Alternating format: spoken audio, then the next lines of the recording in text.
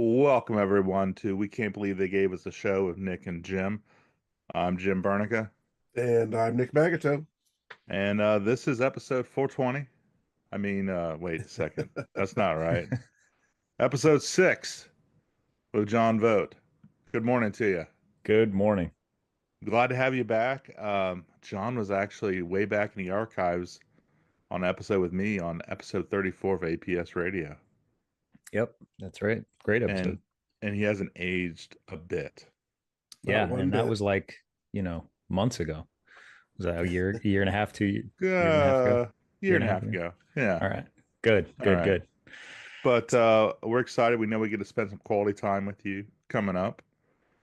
Um, but let's just kind of jump into this. For the viewer, for the listener who has never or really doesn't know the difference between marijuana and CBD, would you kind of break down like what it is you actually do? Yeah, thank you guys for having me. I love talking about this stuff, but it's just always cool hanging out with you too. We've been to the conferences together a few times, and we always get a lot of interest in this stuff whenever we're at your health and wellness conference, the Brothers Helping Brothers one, but also just anywhere we go.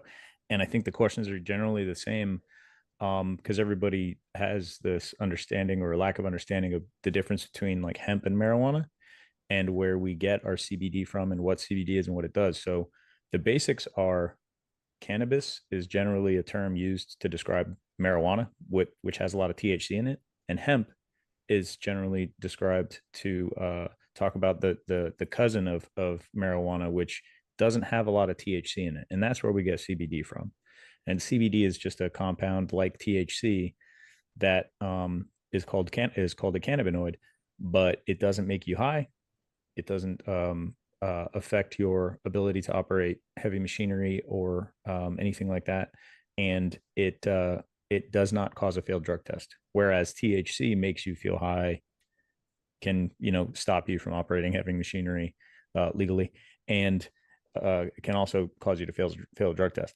Those are the things at the outset. So why do people take CBD? Well, the biggest reasons for firefighters, number one, from what we found, the most popular reason is it improves overall REM sleep. So people that come off shift and have these screwed up sleep cycles where the circadian rhythm is based off of them still trying to run calls after midnight, um, it helps a lot with that, and it will restore your sleep back to normal off shift.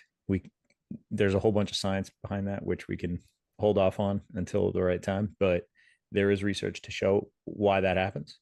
The other reason is it reduces inflammation. So chronic inflammation, which we are in a state of, in a constant state of when we're sleep deprived, when we eat like shit, when we have a lot of stress, so all things firemen do.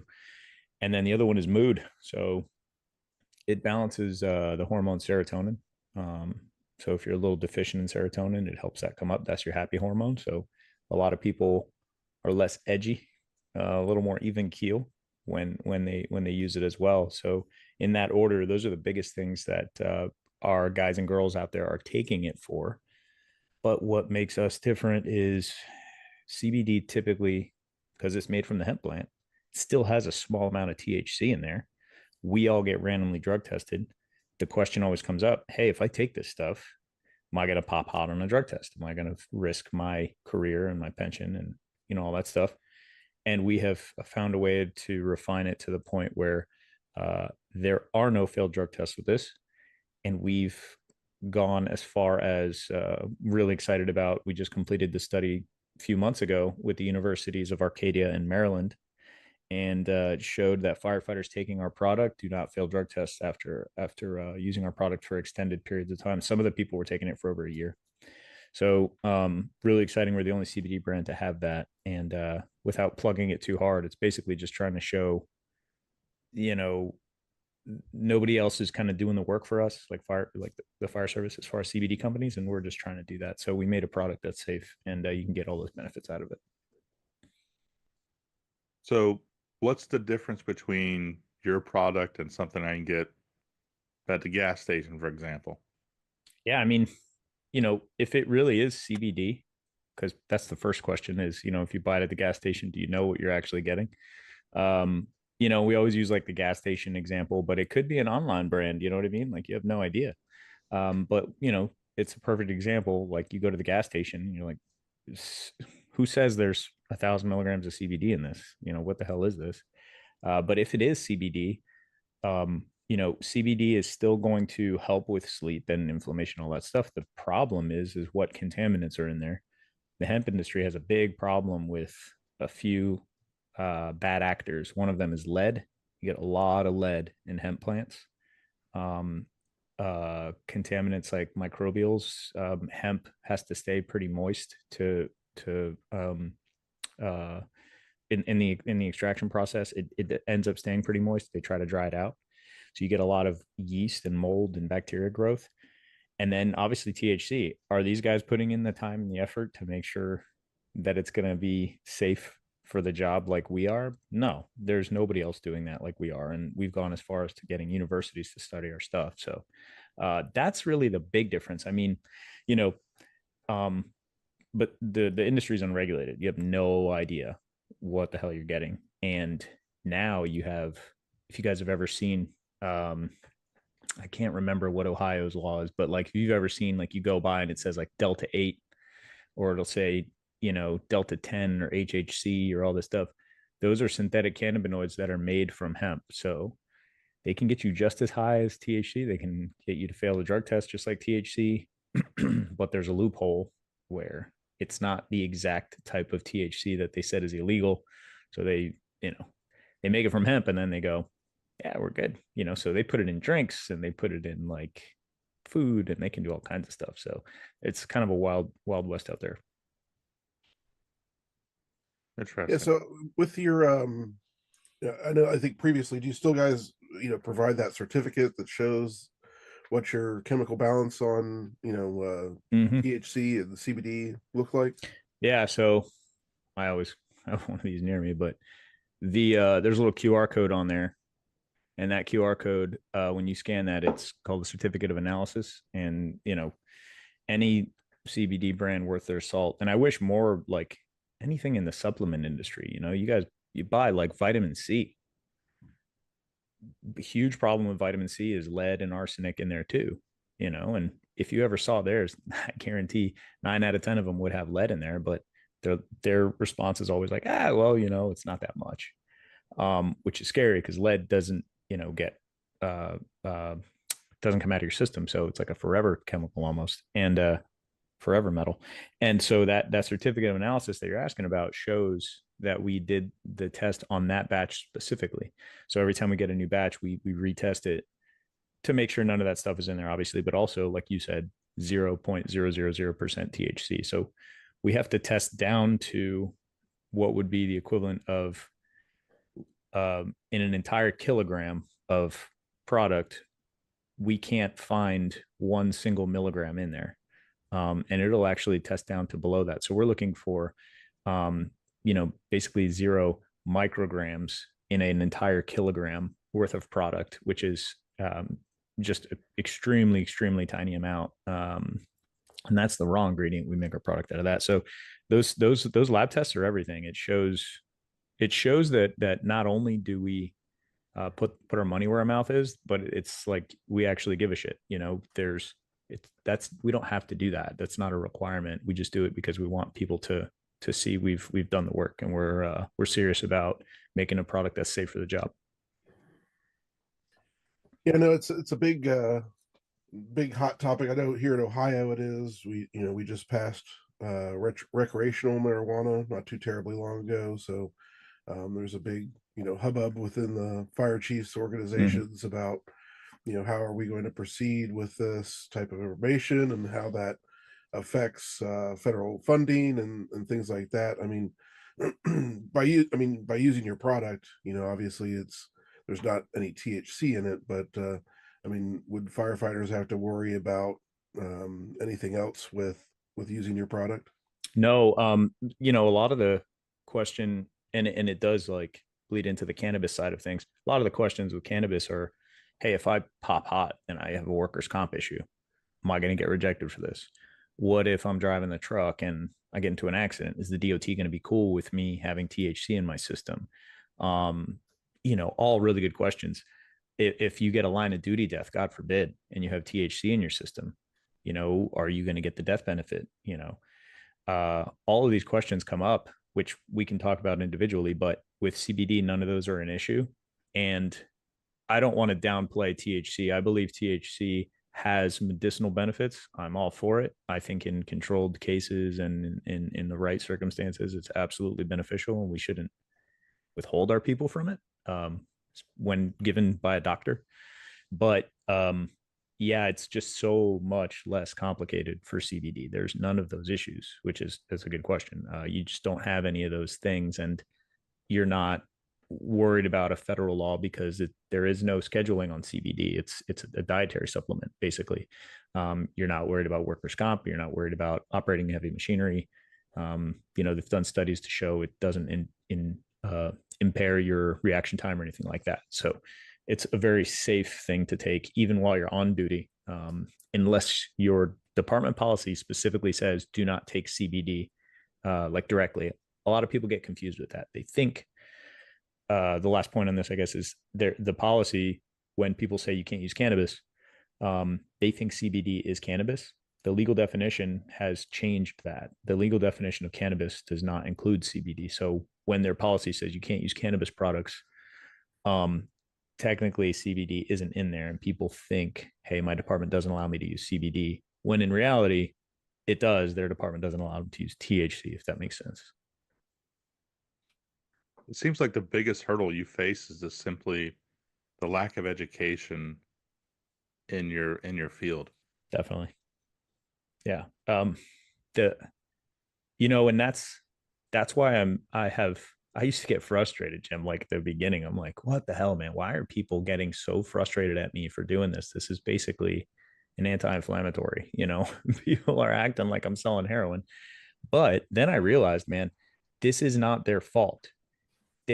All of us, myself included, were brought up in a fire service and in a society where this understanding I of should have worn my cannabis Dare is, shirt, right? yeah, exactly. Right. That I was a product of Dare, right? I came up and all that. And ironically, I've never used cannabis. I've only used CBD, which is really, people don't believe me, but I have no reason to lie about that.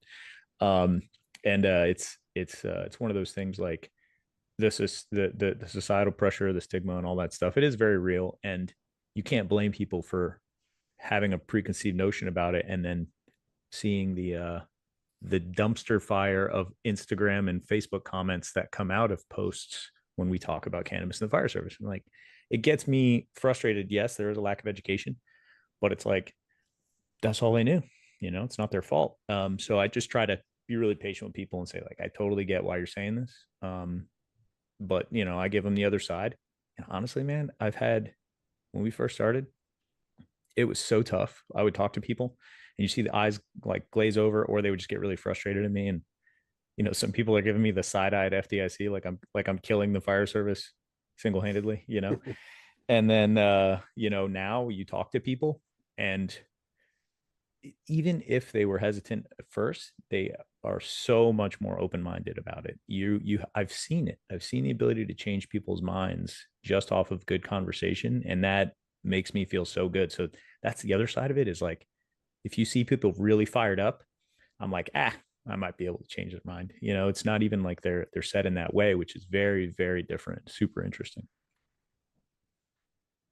So we've got FDIC coming up, and I think, like Jim and I, you are hosting at least a class at the Lucas Oil Experience, right? Mm-hmm. So can you break us down what exactly your class is going to be about, and maybe tell us the times and where to be at for that type of stuff? Yeah, this is the first time this is happening. It's called Lucas Oil Experience. It's headed up by Firefighter Nation, which all of our mutual friend Stephanie White is the managing editor of, and she's kind of put together a pretty cool team of people.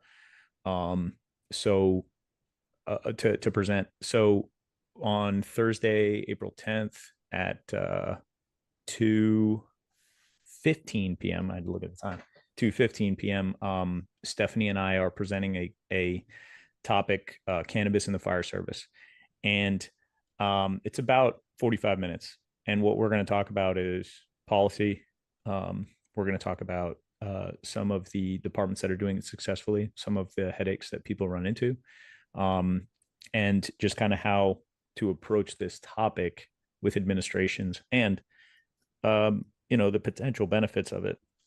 There are other departments that are doing this successfully. Several in Philadelphia. I'm sorry, several in Pennsylvania that I know of, several in Florida that are around me, and California and Alaska. There's departments all over that are doing this successfully without significant issues. I think a lot of the problems that people think are problems are they're misguided, or they're prejudgments. Workers' comp, federal grants, all these things are not issues like people think they are. So we are going to kind of break some of that stuff down. I don't want it to be a class about stoner culture or being pro cannabis on duty or anything like that. I think people get the wrong idea, and they think like we're totally fine with people showing up intoxicated to work, or that we want recreational marijuana. I'm not. I'm indifferent to recreational marijuana. I don't care about that. What I care about is people getting access to recommendations from their doctor. I don't feel like we should step in between a physician and their patient. And if a doctor says the best thing that you should be taking is THC for X, Y, or Z ailment, I don't believe that we are in a position to stop them. Furthermore, the fact that most departments allow benzodiazepines as a prescription totally sinks their arguments against cannabis, because benzos have the same properties that cannabis does as far as testing. It stays in your urine for 30 days. Can't tell if you're intoxicated, and I can't tell when you took it. So if I fail a drug test for benzos, that could have taken it last month, and I'm on shift, and they could say, "Hey, you failed a drug test." And I go, "I have a prescription." They go, "Thanks." And they hang up the phone. That's it. I'm like, why can't we do that for cannabis? So all the rules I think are there already, and I think people don't know that. So we're just going to try to change the course a little bit and give fire departments and chiefs and firefighters the tools to at least open up a conversation with policy change and things like that. So I'm pretty excited about it. Honestly, I have no idea if anybody will even show up.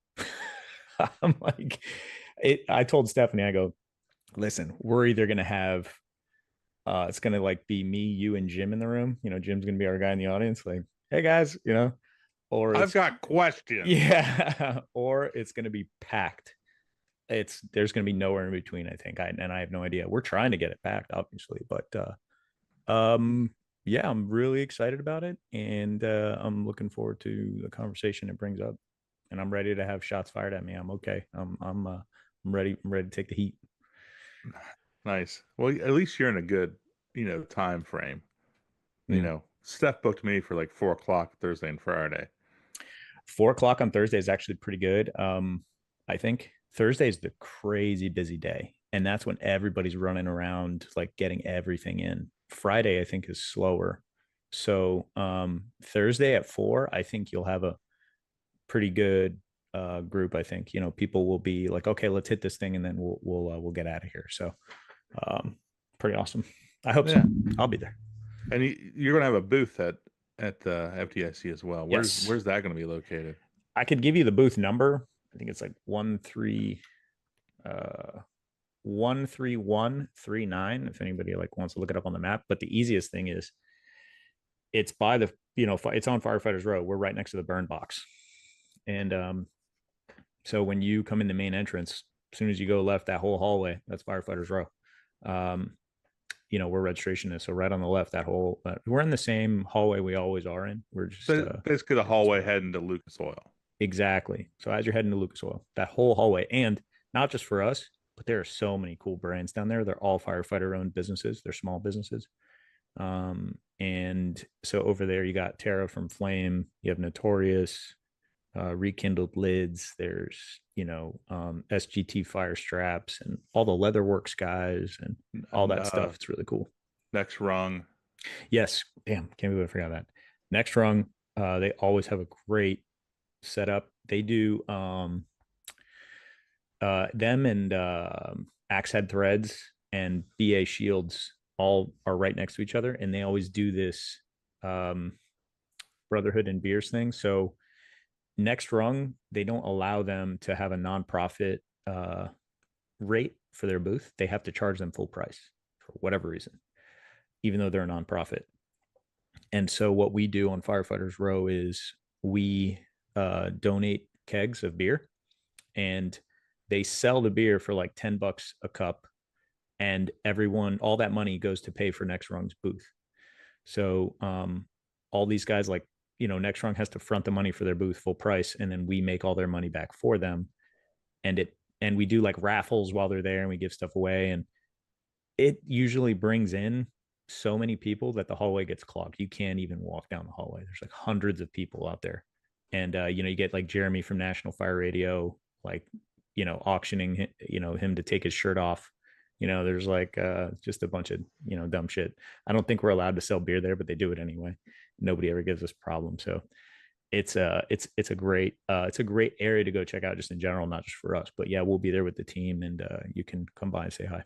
Well, and the nice thing too is when you're in the hallway, you don't have to really necessarily obey the exhibiting hours. Yep. So Exactly. you're open earlier and later than the hours that are listed for That's right. the Yeah. convention center and Lucas Oil. Yeah, it's a good time. I mean, just people coming by and asking questions, or just, trying stuff out. We have some of, like, whenever we unveil new products and stuff, we'll show them there first and things. So check it out. Perfect. Always a good time. So I guess changing the gears a little bit. So you are going to be joining us in October in exotic Beaver Creek, Ohio. And the reason we're bringing you back to exotic Beaver Creek is to talk about the 2472 conversation. So your department currently has that, or has had it for quite some time, actually, right? Mm-hmm. And Yep. give us an idea of what what that's going to look like. I'll give you the background on the 2472 a little bit with us. We were the first department in Florida and one of the first departments in the country to get a 2472. Funny enough, it was imposed on us. Our union did not want it, and they objected to it vehemently, which is so funny because you look at it, you're like, what the hell is the matter with these guys? That was like our biggest recruiting tactic for decades after. This happened to us in like the late 70s, early 80s. And we didn't realize it. Thank God that the city just pulled the trigger on it and said, you guys don't have a choice, because that became the biggest recruiting tool for our department. Everyone who knows my department knew, man, you guys have those 2472s. That's crazy. And my department, I've actually gotten in trouble with this brand and my department. So the head of HR has it written in paperwork that I had to sign that says I'm not allowed to say the department I work for whenever I'm standing around this sign.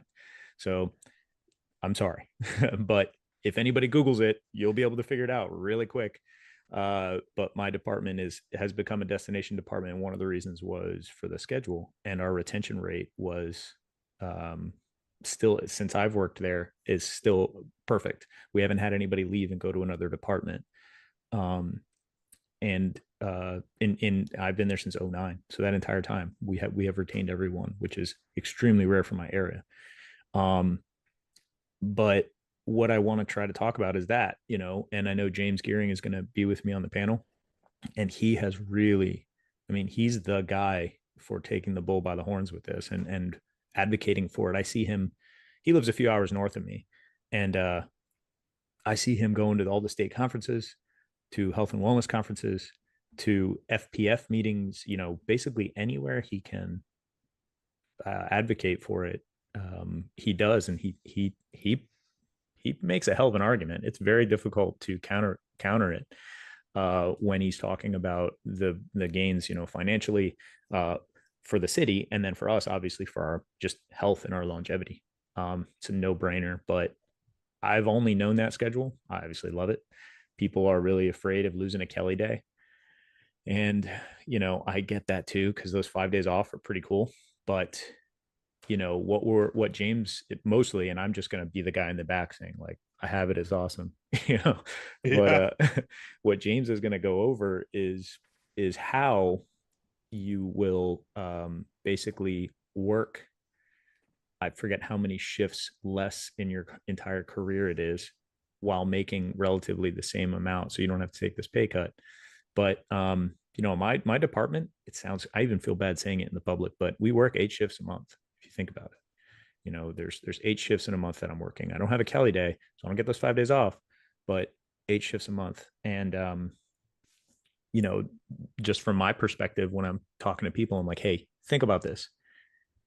Most departments around me work at 24 or 48, and then they have a 3-week Kelly. If I work if that person works at 48, they have one day off and they're going right back to work, unless they did it around their Kelly. If I work a 48, I still have 48 off. It's so easy to find swaps because nobody's like, oh man, this ruins my entire week, you know?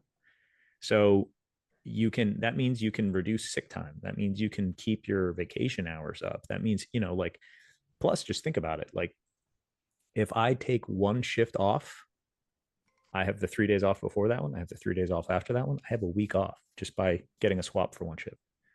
So, sick time usage overall drops significantly because people aren't like, man, I just need to burn a day and get a week off, So it's pretty great. I hope we can like highlight some of those things and get people thinking. I think some of the issue is obviously not that part. Everybody would realize like, yeah, no shit, man. Of course it's great, but how do we pay for it? How do we get the people for it?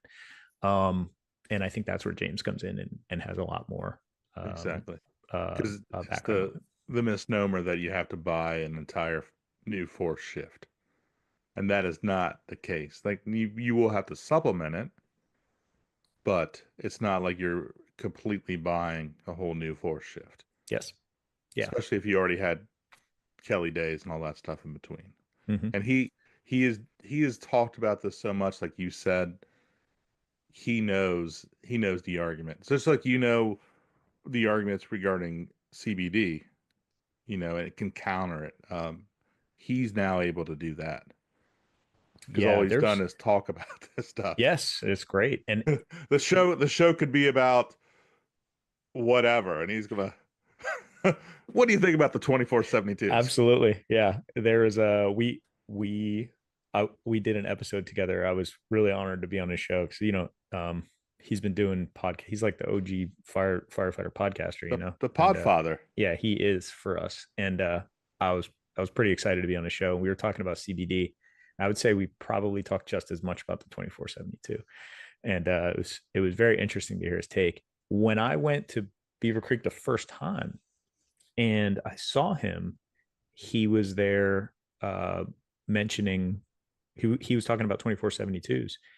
And he said the most frustrating thing that he gets asked is the question he gets asked is, do you have any research to support this? That it's better for your sleep or whatever. And he goes, I don't have any research to prove that if I kick you in the balls, it's going to hurt. But if I don't, it'll be a lot better. Like reminded me of Tommy Boy. And he's like, you could get a good look at a T-bone. So I found actual research from this doctor who's like been putting a lot of stuff on Instagram lately. And I got to look him up real quick because I want to give him a shout because I have no affiliation with this guy, but his work is badass. He did the study, or he put together the work for the study. It's a hard last name. His name's Daniel Higuera, Higuera. That's his like handle, Dr. Daniel Higuera. But he's a college professor in kinesiology. He has a PhD in and he focuses specifically on firefighter health. He's going to be at Science to the Station, by the way. Talk to him. And he put out a lot of stuff about the 24/72 being the most ideal thing for sleep, and he showed what it takes to recover in your 48 hours off. It's not enough, but 72, you actually, that last 24 is magical. Was that part of the handout I saw that James put out? Yes, I sent that to James because this guy is still fairly new. He's got like 6,900 followers or whatever. But yeah, I sent it to James, and James was like, "This is it." he's like, not that. I told him, I go, hey, dude, I'm not trying to annoy you with the research question. I said, but if people ask you, you actually have a bullet in the chamber here, like this is pretty good. So I think And he's he getting said, interested too. and he said, "Thanks, mate. I Yeah, yeah. appreciate you. Yes, that's Cheers." exactly what he said. Thanks, mate. Cheers.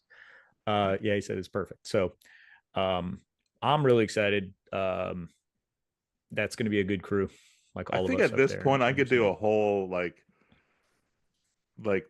James Gearing mock episode where Sure. I know like the first thing I'm gonna ask you is where on planet Earth are you at today? Yes. Where on planet Earth are you? Tell me where uh you grew up. Yeah. What was your childhood like? Yep. yes.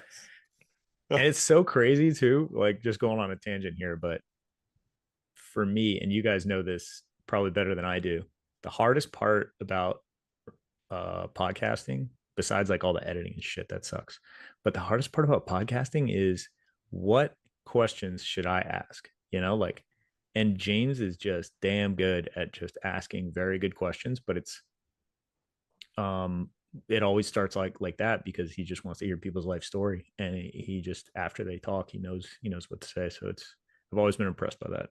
He does a really good job of going Yeah, deep. yeah, he does. Yep. Nick and I don't go really deep at all. We're To surprised we're still on the air, right? I love the start when you're like, how'd they give us a show? Or like, why'd they give us a show? Whatever you said, that was funny shit. On episode That's what the number, episode is. That's what it's called. that's Yeah. really good. Oh no shit, no, that's really good. Well, Yeah. that's, No, I mean, when Stephanie called us and said that she wanted to give us a show, we're like, can we name it? We can't believe you gave us a show with Jim Yeah, I and love Nick. And that. she's like, I don't care what you call That's great. it. and it's like my monthly column is the airing of grievances. So Yes, like yes. so I'm trying to see what the line is in Firefighter Nation, and I haven't found it quite yet. As far But as, yeah, I'm gonna keep trying. yeah, just keep pushing it, and yeah, maybe there isn't one, and then you guys will be known for that. Habitual line stepper. He's a That's habitual right. line stepper. Nick and Deep, Jim. deep pull. Good for you.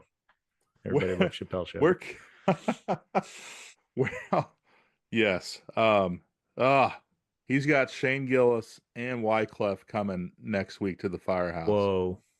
and I can't get tickets. I've tried. I was gonna say they could do an entire weekend and they would sell out every day. Yeah. Oh yeah. Absolutely. He's coming where? Where'd you say? So Sure. Dave Chappelle has his own comedy club here in the Dayton area, Okay. and it's the old firehouse, the old Miami Township firehouse Whoa. where he lives. So he bought the firehouse and turned it into a comedy club. And Whoa.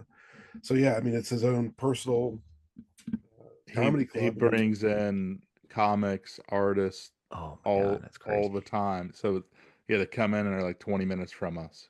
Yeah. I would love to meet that dude. He seems like a very down to earth, like genuine person from everything. Like every celebrity says the same thing about him. I mean, like that guy's legit nice.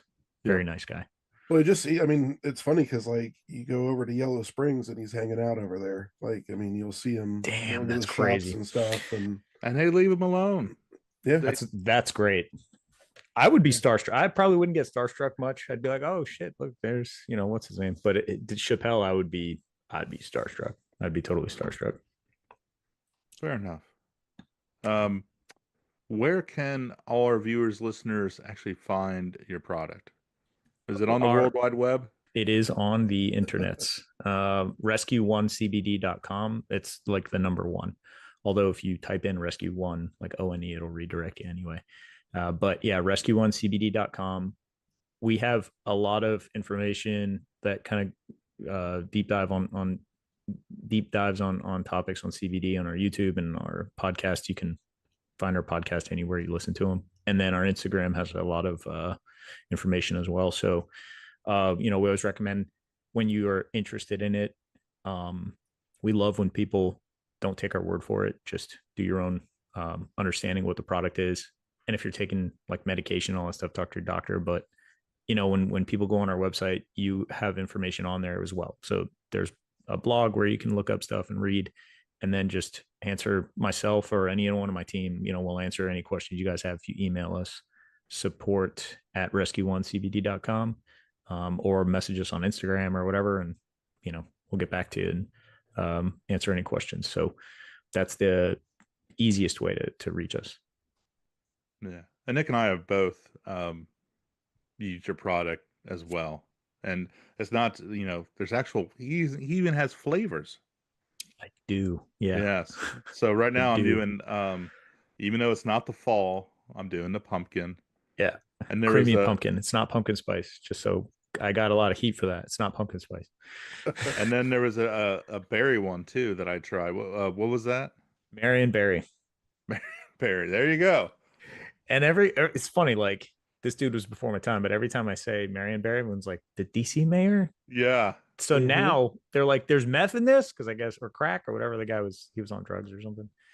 Yeah. So I just know from what Chris Rock would talk about him and his like old albums. Yeah.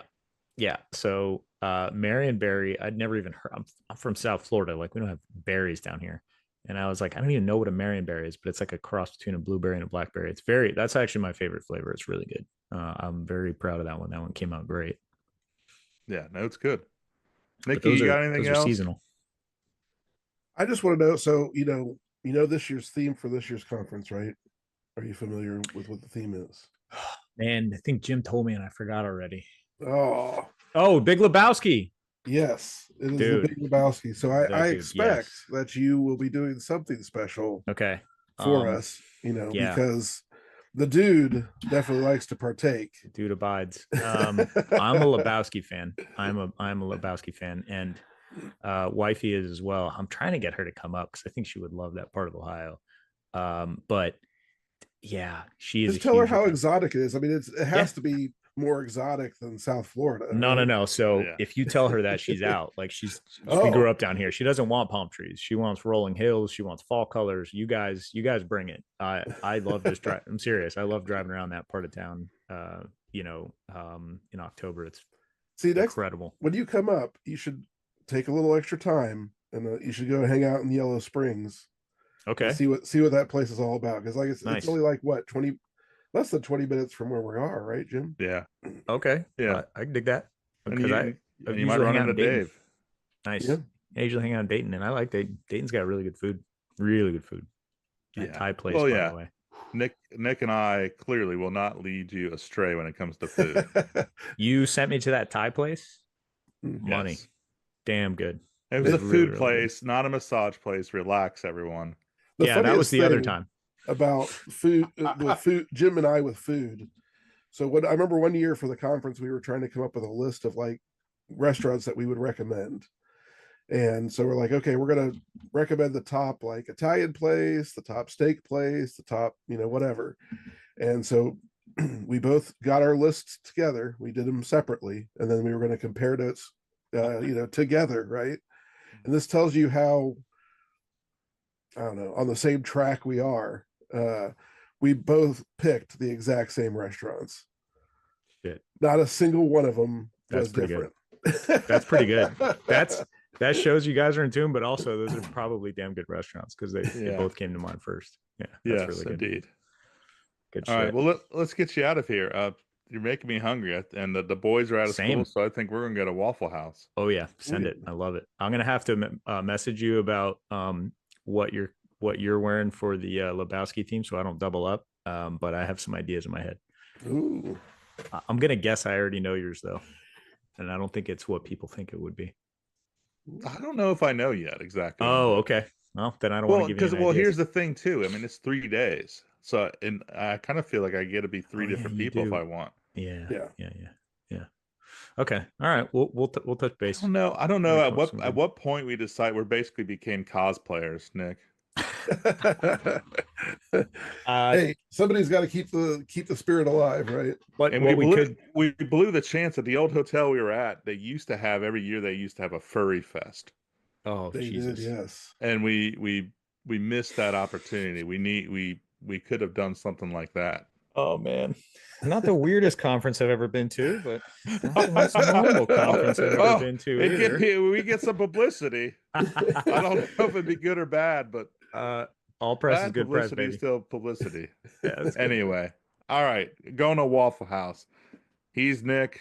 He's John. I'm Jim, and we'll hopefully see you in Indy next month. And if not, we'll see you a few months down the line in exotic Beaver Creek. Take care, everyone. Cheers, guys.